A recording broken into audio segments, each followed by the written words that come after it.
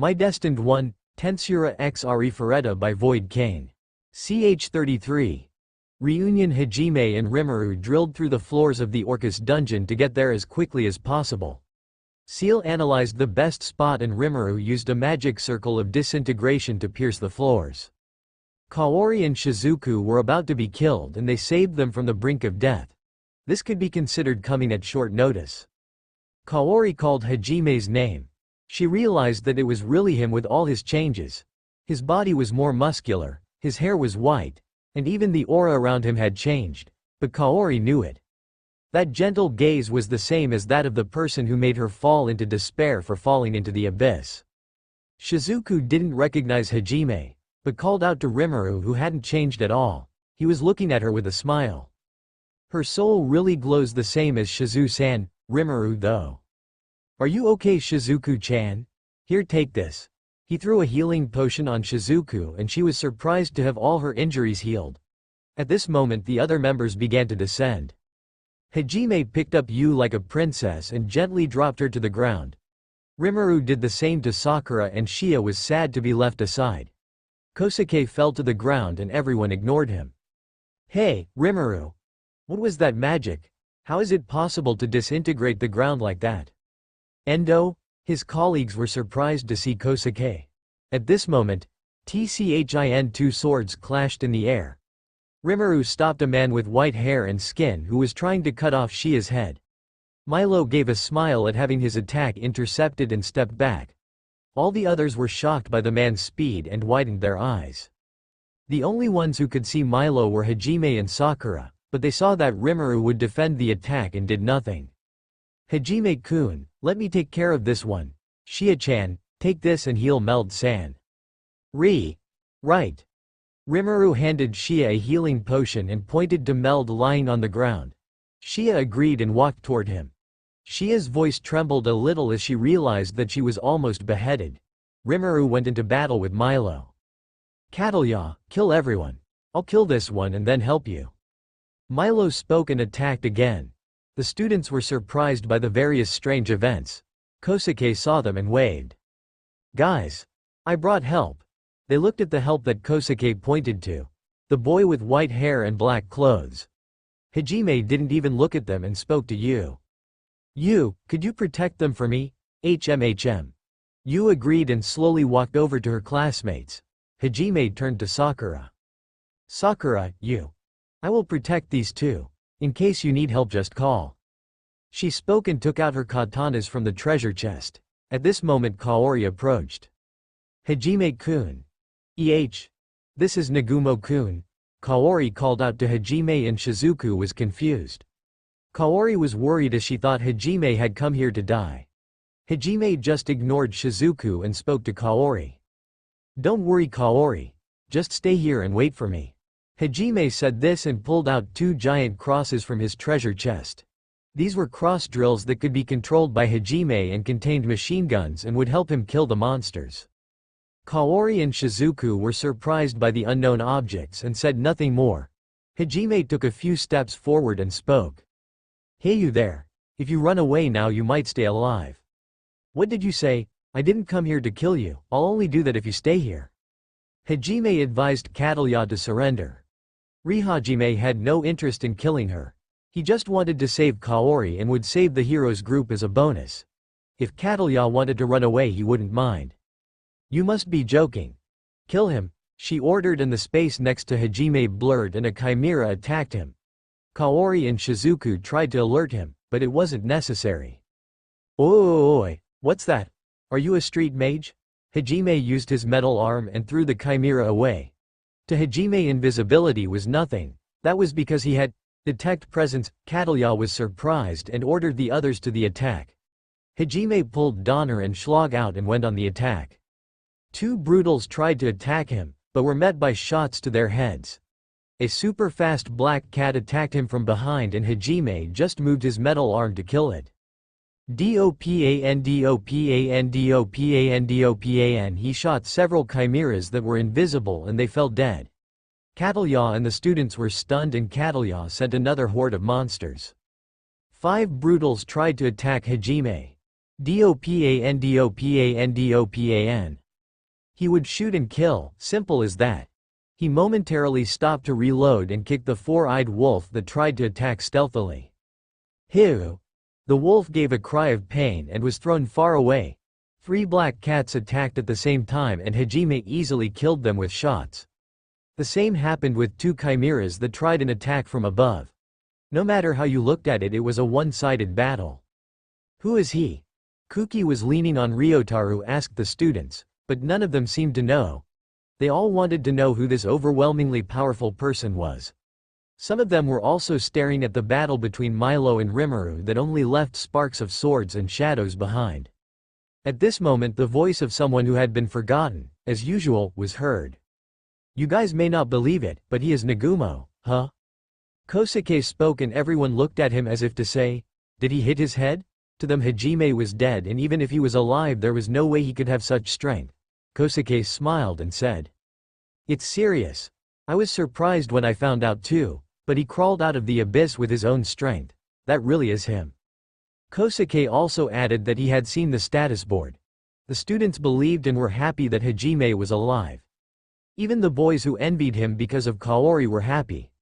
The death of a classmate was a great sorrow in their minds.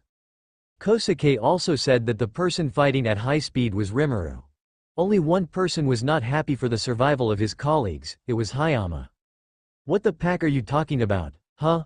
Nagumo is dead. We all agree on that, there's no way that can be true. Hayama grabbed Kosuke by the collar and tried to deny reality. His appearance was so unbalanced that the students were startled. Even Kondo and his close friends had never seen him like this before and were startled. It's serious. I even saw his status board. Then he must have faked it. That's right, he must be planning something really bad. What's wrong with you? There's no reason for him to do that. The other students tried to pull Hayama away from Kosuke, but it wasn't necessary as he received a bucket of cold water, literally. What the pack is? That quiet, it's annoying. You doused him with water and shushed him. Hayama flinched before the beautiful girl's cold eyes and said nothing. At this moment several brutals came toward the students. Catalya probably thought of taking a hostage to save herself. Suzu was going to make a barrier, but Yu reassured her and raised her hand. Blue Dragon. A blue fireball formed above the monsters. The fire mages knew this magic and were astonished that Yu could activate it without singing, but it was not the end. The fireball took the shape of a dragon and went towards the monsters. The dragon opened its mouth and the monsters seemed to jump towards it. However, you could see that this was not what was happening because of their screams of horror. The students stupefied and one of them spoke, "What magic is that?" indignant. This was Yu's gravity and fire magic. She was quite similar to the thunder dragon, but of the fire element. The blue dragon surrounded the ordeal of monsters, killing them all. The students saw how powerful Yu was and were delighted. This was also because of her beauty and many of them fell in love on the spot. Even Suzu let out a perverted voice. Catalya realized that she would not get a hostage from the heroes and attacked Kaori and Shizuku. 5 brutals went towards them and Shizuku prepared to fight. Don't worry. Sakura spoke and took out her blue katana. She went towards the brutals and made her sword glow. Winter petals. Several white flower petals came out of Sakura's sword and went towards the brutals. They went at high speed and when they hit them the brutals had their bodies frozen. Kaori and Shizuku could only stare in amazement at the beautiful young woman who killed powerful monsters easily. Shizuku-chan, how is your arm? Kaori asked, worried about Shizuku who had broken her arm. I'm fine. Rimuru-kun gave me a strange potion that healed me. I see. They looked in the direction of Rimuru and Milo. In truth, this battle that no one could keep up with was just Rimuru and Milo warming up. You are not like the other demons. You are not like other humans.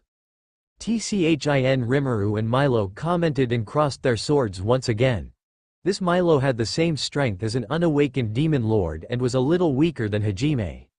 Rimuru didn't know that there was someone so strong among the demons, so he made his comment. Tchin. They were exchanging blows at high speed and Rimuru decided to take it a little more seriously. Purple flame. He threw a somewhat strong flame at Milo. He didn't use his black flames as he wanted to see more of Milo's strength and thought the black flames would kill him on the spot. Darkness breaking. He made a black barrier that defended the flames. I don't know who you are, but I have a feeling the best thing to do is to kill you now. Blood ritual. In fact, if Milo had known who Rimuru was, he would have run by now. Milo finished speaking and used his sword to slash his wrists. The blood dripping from his wrists was glowing and turning into magical power. Milo's eyes and mouth also began to bleed and he looked at Rimuru with a sinister smile. So that's his true face. Rimuru put himself on guard and Milo pulled out his sword, which was now black. Dark blade. His sword glowed in a purple and released a blade of light that contained great strength. The blade went toward Rimuru. Demonic blade. Rimuru's katana was covered by a black energy and released a black blade to counter Milo's attack. Boom. The two blades clashed and a thud resounded. Rimuru's attack easily outweighed Milo's and with difficulty he dodged the attack. Milo gave an angry shout. I will cut you to pieces. Milo was angry at having his attack overcome and decided to unleash his full strength. His skin began to turn black and so did his hair. He dropped his sword and his nails grew into claws. Dark transformation. Milo was angry at having to use all of himself to defeat an opponent, but he didn't hesitate and set out to attack. Meanwhile, Catalya tried to attack Shia with her monsters, but they were easily crushed. Tisk. There are only monsters here. She cursed and ordered Absid to attack. Hajime saw the giant turtle carrying a powerful magic attack and pulled up his shield. A crash resounded as the shield defended the magic attack and Hajime had an idea. He tilted his shield at an angle to attack the woman of the demon race. Catalya dodged, but the white healing raven on her shoulder was killed. Hajime was going to continue the attack, but Absid ran out of charge. This is my last chance. Catalya spoke and began reciting a magic. Hajime just ignored her and killed the rest of the surrounding monsters. Nagumo. Watch out for that magic, Kuki gave a warning shout. Hajime looked at Catalya and she had finished chanting her magic. A gray smoke drifted toward Hajime and surrounded him. Catalya was about to run when she saw Hajime in front of her aiming at Donner. You monster! She cursed at him and Hajime brought his gun closer. It's not so bad to become a monster, you know, in the Rimuru fight. Milo was using all his power and Rimuru decided to stop playing around. Milo concentrated all his power in his claws and attacked Rimuru. Die! He made a slash and was defended by Rimuru's katana. Rimuru grabbed him by the neck and lifted him up. Milo was trying to get loose, but couldn't. What are you? Expelling high-level spirit. Wah! Milo gave a horrified shriek. Rimuru had already guessed the source of Milo's power. At first Rimuru thought it was a fusion with a demon, but it was something even rarer. He had merged with a dark spirit that was the strongest type after the great spirits of space and time. Rimuru expelled the spirit and with that Milo lost all his powers. You bastard! Milo fell to his knees and supported himself with his arms. Rimuru picked him up and brought him close to the others. He reached over and saw Hajime aiming the gun at the demon woman. Hajime saw that Rimuru had defeated his enemy and turned his gaze to Catalya. Good. I don't want your last words. Are you going to tell me something? He asks and Catalya denies it. Actually, I can already guess what you are doing here.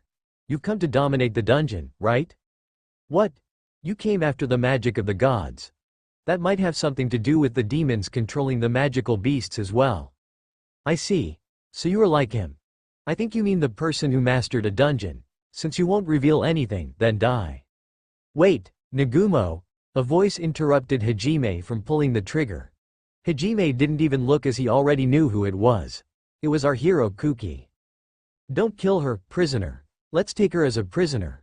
I am the hero and Nagumo is my companion. I can't let you kill someone defenseless, so. Dopan, hell flare. Hajime thought it would be a pain in the ass to argue and pulled the trigger. Rimuru was also not going to leave someone as dangerous as Milo alive and burned his body to ash using hell flare.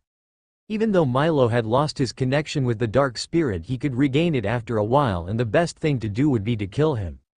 Why? Kuki muttered in amazement. All the students were also dumbfounded. Seeing their classmates kill people so easily, without any hesitation scared them a little. Especially since it was Rimuru and Hajime who were known for their kindness. The only one who wasn't so surprised was Shizuku, who had talked to Rimuru about killing people and knew that he would do it without hesitation if he had to. The person most surprised was Kaori.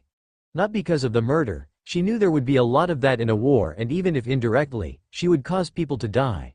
What surprised her was Hajime doing this without hesitation or bitterness. The Hajime she knew was gentle and would avoid using violence. He was the kind of person who wouldn't strike back because he didn't like violence, and Kaori couldn't imagine him killing someone without hesitation. Hajime ignored them and walked towards Shia. "Hey Shia, how's Meld?" "Don't worry. Rimuru-san's potion works really well." "That's good. We owe him a lot." Meld was helping Hajime in his training and also keeping the bullies away. Even though he was from the church, Meld never tried to force his teachings on the students. He was a good person and Hajime would not like it if he died. Rimuru was also very fond of Meld and knew that he was someone of character. Rimuru walked toward Shizuku. "Are you okay, Shizuku-chan?" Yes, I'm fine. You don't have to worry." "Oh, thank you for coming to our rescue." It was just a favor for a friend. While Rimuru was talking to Shizuku, the students regained their senses and started looking at Rimuru and Hajime alternately. They didn't understand how they could act so naturally in this situation. "Hajime. You called out. Thank you for protecting them." "NH." Hajime stroked her cheek and she denied with her head as a sign of, "I don't mind." "Hey you two, read the weather. The others are almost here." Shia interrupted the pink space around them and the students were coming towards them. "Hey, why did you guys kill Hajime-kun? I have a lot to talk about, but is Meld-san okay?" From what I had seen, his condition was incurable. Kuki was interrupted by Kaori, who asked about Meld. Hajime also noticed that Kaori was now calling him by his first name, but decided not to say anything. Don't worry, my brother has some wells that completely heal the body. You probably haven't heard of them." "How amazing." She was impressed. Actually, Kaori certainly hadn't heard of them. Not least because these wells were from Rimuru's world. At that moment Kuki tried to speak once more. "Hi, we are grateful for Meld-san, but why do you guys?" "Hajime-kun. Thank you for saving Meld-san, and thank you for saving us." Kuki tried to ask once again, but again he was interrupted by Kaori. Actually Rimuru had helped too, but Kaori obviously cared more about Hajime being alive. The other classmates seemed more focused on Hajime.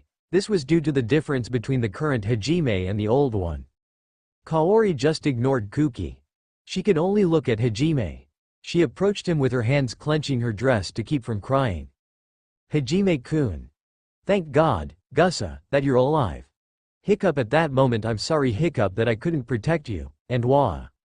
Among the classmates, the girls were getting warm looks for guessing Kaori's feelings. Some of the boys like Nagayama and Kosuke were the same.